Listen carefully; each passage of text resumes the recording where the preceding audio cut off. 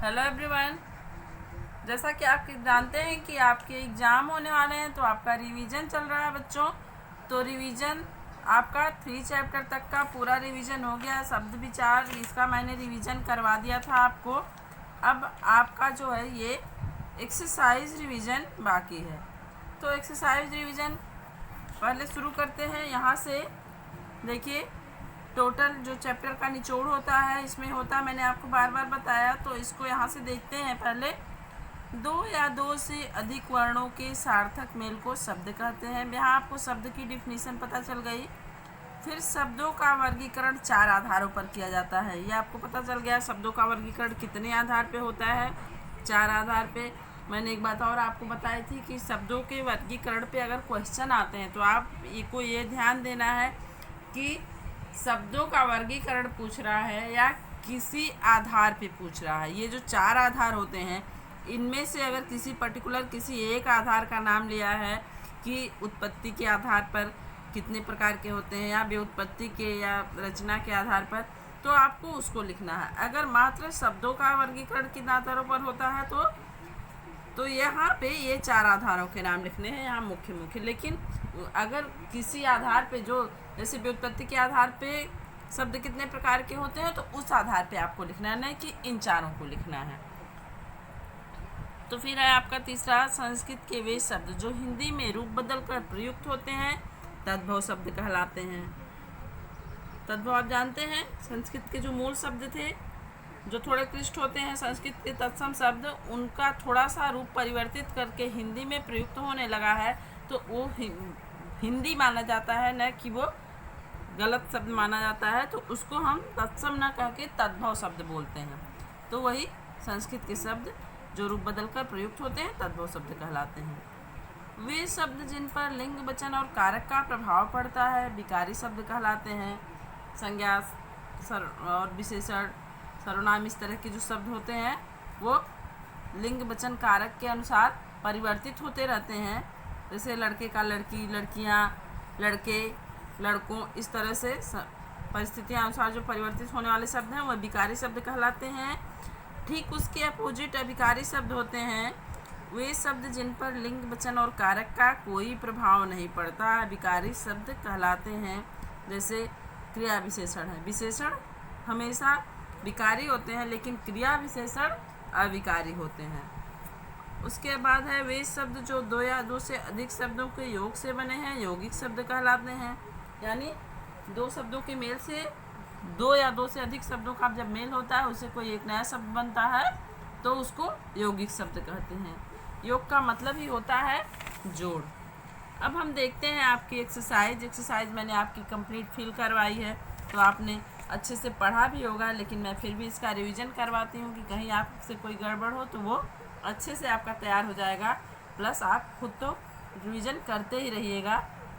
तो देखिए, सही उत्तर पर सही का निशान लगाइए। इसमें आपको ऑप्शन दिए हुए हैं, उसमें से चूज करना है कि कौन सा ऑप्शन सही है, उस पर टिक करना है।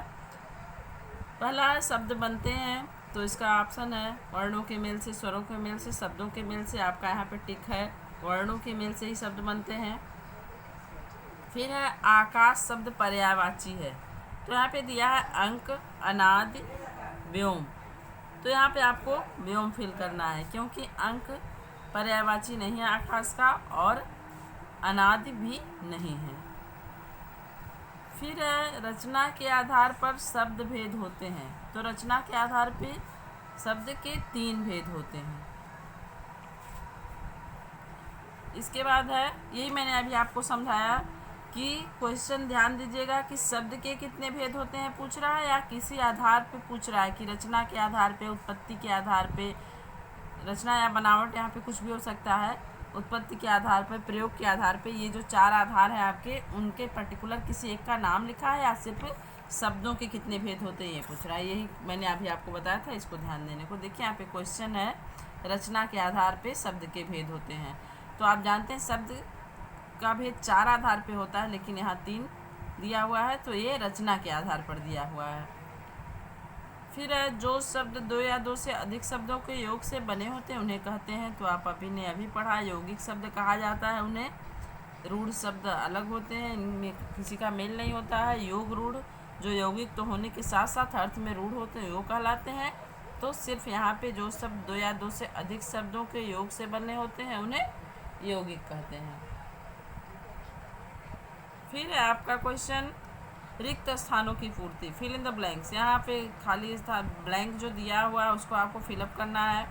तो सार्थक वर्णों के मेल से बनते हैं शब्द, शब्द हमेशा सार्थक वर्णों के मेल से बनते हैं। फिर है अनेकार्थी शब्दों के एक से अधिक अर्थ होते हैं। तो यहाँ पे अर्थ फिल किया गया है। अनेकार्थी शब्द जो होते हैं उनका मतलब ही अनेकार्थी, मतलब अनेक अर्थ वाला। ऐसे शब्द जिसके अनेक अर्थ होते हैं वे अनेकार्थी कहा जाते हैं। जैसे मान लीजिए वर्ण, वर्ण का मतलब होता है रंग भी होता है, और हमारी जो वर्ण व्यवस्था है समाज की उसको भी वर्ण कहते हैं, और जो आपकी ध्वनि या अक्षर होते हैं उनको भी वर्ण कहा जाता है। तो ये अनेकार्थी शब्दों का एक उदाहरण मैंने आपको दिया है, वैसे आपको अच्छे से समझ में आ जाए अनेकार्थी का मतलब। तो अनेकार्थी शब्द का के एक से अधिक अर्थ होते हैं। फिर है दो या दो से अधिक स्वतंत्र शब्दों के योग से बने शब्द क्या कहलाते हैं? तो दो या दो से अधिक स्वतंत्र शब्दों के योग से बने शब्द यौगिक कहलाते हैं। आपने यौगिक शब्द का डिफिनीशन पढ़ा कि ये शब्द जो जिनका योग होता है अपना अपना एक स्वतंत्र अर्थ होता है इनका, तो उनके योग से बने शब्द यौगिक कहलाते हैं। अर्थ के आधार पर शब्द के चार भेद होते हैं। देखिए फिर यहाँ पे आ गया अर्थ के आधार पे, यहाँ रचना के आधार पे था, यहाँ अर्थ के आधार पे है। फिर है रूढ़, तो रूढ़ शब्दों का सार्थक खंड नहीं किया जा सकता है, अर्थात रूढ़ शब्द जो होते हैं वे जैसे झोपड़ी है, लड़की है, इन शब्दों को अगर आप खंड में विभाजित करेंगे या इनका विभाजन करेंगे, विच्छेद करेंगे तो कोई अर्थ निकलेगा? लकड़ी का अगर आप विच्छेद करेंगे तो क्या अर्थ निकलेगा? दोनों का अलग अलग, कुछ नहीं। तो रूढ़ शब्दों के सार्थक यानी जब इनका हम खंड करेंगे तो कोई अर्थ नहीं निकलेगा, तो वही रूढ़ शब्दों का सार्थक खंड नहीं किया जा सकता है। नेक्स्ट है आपका दिए गए शब्दों के को तत्सम, तद्भव, देशज और विदेशी वर्ग में बांटिए। तो यहाँ कुछ शब्द आपके दिए हुए हैं, इनमें से आपको चुनना है कि कौन से शब्द तत्सम हैं, कौन से तद्भव हैं, कौन देशज हैं, कौन विदेशज हैं। तो तत्सम आप जानते हैं जो शब्द संस्कृत से मूल रूप में डायरेक्ट ही हिंदी में आ गए हैं और उनका हिंदी में उसी रूप में मूल रूप में ही प्रयोग किया जाता है, मूल रूप में ही प्रयुक्त होते हैं हिंदी में, वे ही तत्सम शब्द कहलाते हैं। तो तत्सम शब्द का यहाँ पे देखिए सर्प है, ये तत्सम में आ जाएगा। फिर यहाँ पे अग्नि है, ये भी तत्सम में आ जाएगा। देखिए गृह है, ये तत्सम शब्द है आपका। अब देखिए तद्भव शब्द, तद्भव क्या होते हैं? जो शब्द संस्कृत से आए हैं लेकिन अपना रूप बदल कर हिंदी में प्रयुक्त होते हैं वे तद्भव कहलाते हैं। देखिए यहाँ पे कान दिया है, तो कान क्या है? कान का तत्सम स्वरूप जो है कर्ण होता है। कर्ण को हमने हिंदी में बोलचाल की भाषा में कान बना दिया, तो ये तद्भव शब्द हो गया। तो इसी तरह से जो तत्सम शब्द थे वो अपना रूप परिवर्तित करके हिंदी में प्रयुक्त होने लगे, वे तद्भव हैं। तो इसमें से आपको 3 शब्द देखने हैं, कान है, पाँच है और ये काम है। तो ये तीनों तद्भव शब्द हैं क्योंकि ये संस्कृत तत्सम शब्दों के अपना रूप बदलकर इसमें प्रयुक्त होने लगे हैं। कर्म का काम कर दिया, पंच का पाँच कर दिया, कर्ण का कान कर दिया, तो ये तद्भव हो गया। फिर देशज हैं, देशज शब्द जो हमारे देश के कुछ हिंदी भाषी क्षेत्रों में मूल रूप में प्रयुक्त होते हैं, जो शब्द या बोलचाल की भाषा से जिसको हमने लिया है, ये किसी और भाषा से नहीं आए हैं हमारे यहाँ, और ना ही तत्सम शब्दों से आए हैं, ना किसी और भाषा से लिए गए हैं। हम बोलचाल की भाषा में इनको नॉर्मली जो प्रयोग करने लगे और ये हमारे लिए एक रूढ़ शब्द बन गए, उन्हीं को देशज शब्द कहा जाता है। तो जैसे डिब्बा है, झोपड़ी है, डिबिया है, ये हमारे देशज शब्द हैं। ये ना संस्कृत के शब्द हैं, ना किसी अन्य भाषा से आए हैं, ना ही ये संस्कृत से रूप बदल कर आए हैं, तो ये देशज कहे जाते हैं। फिर विदेशीज हैं, विदेशीज में शराब है, चाय है, टीचर है, ये सब देखिए किसी ये यहाँ इंग्लिश के कुछ विदेशी शब्द दिए हुए हैं, किसी भी भाषा के हो सकते हैं विदेशी शब्द, जैसे फारसी है, अरबी है, पुर्तगाली है, इन सब के भी शब्द हम हिंदी में प्रयुक्त करते हैं। तो यहाँ पे कोई भी विदेशी शब्द हो सकते हैं, लेकिन आपको इसमें से चूज करके लिखना है। तो यहाँ पे शराब, चाय और टीचर, ये 3 विदेशी शब्द दिए हुए हैं। चौथा क्वेश्चन है आपका, निम्नलिखित शब्दों के तद्भव रूप लिखिए। तो मयूर का तद्भव मोर होता है, सत का सौ होता है, कूप का कुआं होता है, लज्जा लाज, सूर्य का सूरज, उलूक का उल्लू, फाल्गुन का फागुन, सर्प का सांप। यहाँ पे देखिए आपको पूरी सूची दी गई है तद्भव, तत्सम और तद्भव शब्दों की, कि किन तत्सम शब्दों से कौन से तद्भव शब्द बने हैं। इसको आप एक बार पढ़ेंगे तो आपको सब समझ में आ जाएगा। इसको एक बार देख लीजिएगा पूरा का पूरा, तो ये आपको ज़्यादा क्लियर हो जाएगा। तो यहाँ पे तो आपको तत्सम दिया है। तत्सम का तद्भव बनाना, तद्भव खोजना बहुत इजी होता है, बल्कि तद्भव को तत्सम में परिवर्तित करना थोड़ा सा कभी कभी आपके लिए कठिन हो सकता है, लेकिन तत्सम का तद्भव बनाना बिल्कुल कठिन नहीं होता है, बहुत ईजिली आप कर लेंगे इसको। यहाँ पे देखिए कुछ शब्द दिए हैं, इसमें आपको तत्सम शब्दों पे गोला लगाना है। देखिए घर है, महल है, कोठी है। तो इसमें कुछ देशी शब्द हैं, कुछ विदेशी हैं और तत्सम है, तद्भव है। तो यहाँ पे जो गृह है ये क्या है, ये तत्सम शब्द है। घास का, तिनका, तृण छार दिया है तो तृण तत्सम शब्द है। फिर पत्र है, पत्ता, पात, चिट्ठी, ये चारों इसी पत्र के ही एक तरह से पर्यायवाची हैं, अनेकार्थी। पत्र मीन्स पत्ता भी होता है, पत्र मीन्स चिट्ठी भी होता है, और पत्ते को पात भी कहते हैं कुछ भाषाओं में, हमारे क्षेत्रीय भाषाओं में। तो यह हाँ पत्र शब्द तत्सम है। फिर हाथ है, हस्त, हस्त, कर।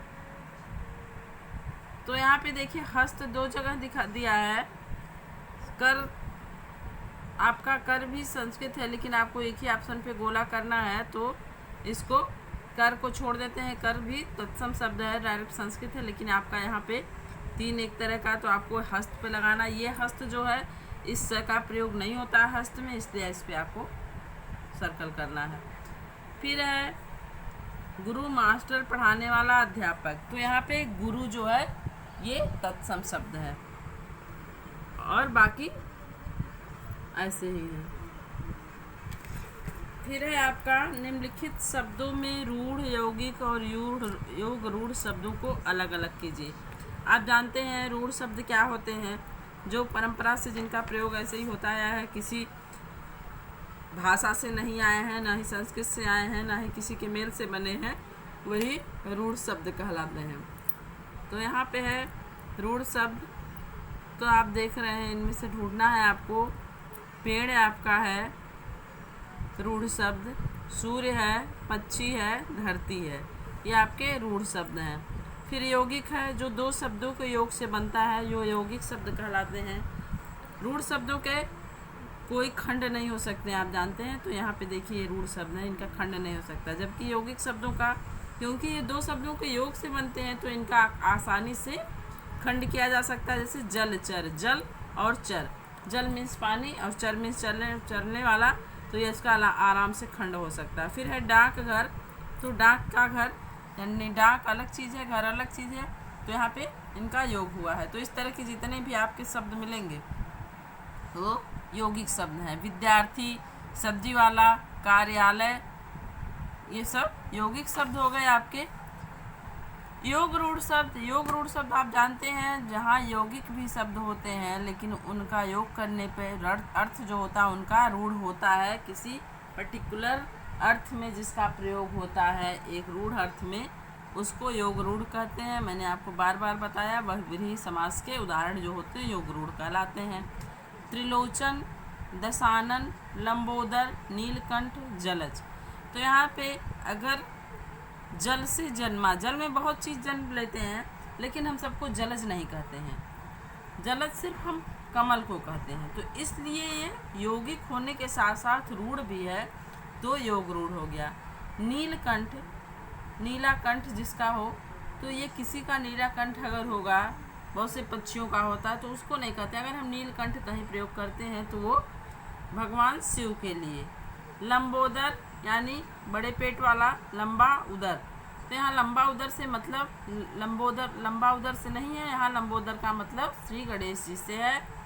यहाँ पे दशानन है यानी 10 मुख। तो यहाँ 10 मुख कौन है? यहाँ रावण से इसका तात्पर्य सीधा जा रहा है, तो ये भी योग रूढ़ हो गया। त्रिलोचन, 3 नयन। 3 नयन किसके होते हैं? भगवान शिव के। तो यहाँ 3 नयन से नहीं तात्पर्य, यहाँ तात्पर्य है शंकर भगवान से, तो ये आपका योग रूढ़ हो गया। फिर हो गए निम्नलिखित शब्दों के तत्सम रूप लिखिए। तो उंगली का अंगुली, ऊंट का उष्ट्र, कुआं का कूप, मुंह का मुख, पूत का तत्सम होता है पुत्र, गांव का ग्राम आप अच्छी तरह जानते हैं, खेत का तत्सम क्षेत्र होता है, दही का दधि होता है, खीर का क्षीर होता है, बहू का तत्सम शब्द बधू होता है, आम का तत्सम आम्र होता है, आधा का तत्सम अर्ध होता है, नाच का नृत्य, दिन का दिवस। तो ये हो गए आपके तत्सम रूप। तद्भव रूप यहाँ पे दिया हुआ है और आपको इनका तत्सम बताना था, तो ये हो गया। बाकी आपके क्वेश्चन आंसर हैं। शब्दों की परिभाषा, शब्द की परिभाषा दीजिए। तो आप जानते हैं वर्णों के व्यवस्थित क्रम को, जिनका कोई सार्थक अर्थ हो उनको शब्द कहा जाता है। शब्दों के वर्गीकरण कितने आधार पर किया गया है? तो शब्दों के वर्गीकरण को 4 आधार पर किया गया है। तद्भव और तत्सम शब्द किसे कहते हैं? तो तत्सम शब्द वही हैं जो संस्कृत से मूल रूप में हमारे हिंदी में आए हैं और उसी रूप में प्रयुक्त होते हैं, वो तत्सम कहलाते हैं। इसके अलावा जो अपना रूप तत्सम शब्दों से, जो संस्कृत शब्दों से आकर जो अपना रूप परिवर्तन करके हिंदी में प्रयुक्त होते हैं, वो तद्भव कहलाते हैं। यौगिक शब्द किसे कहते हैं? 2 शब्दों को योग करने से जो शब्द बनते हैं और जिनके खंड करने पर अलग अलग अर्थ होते हैं, यौगिक कहलाते हैं।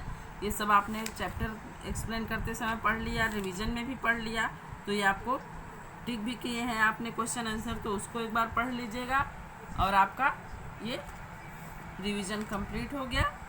Thank you.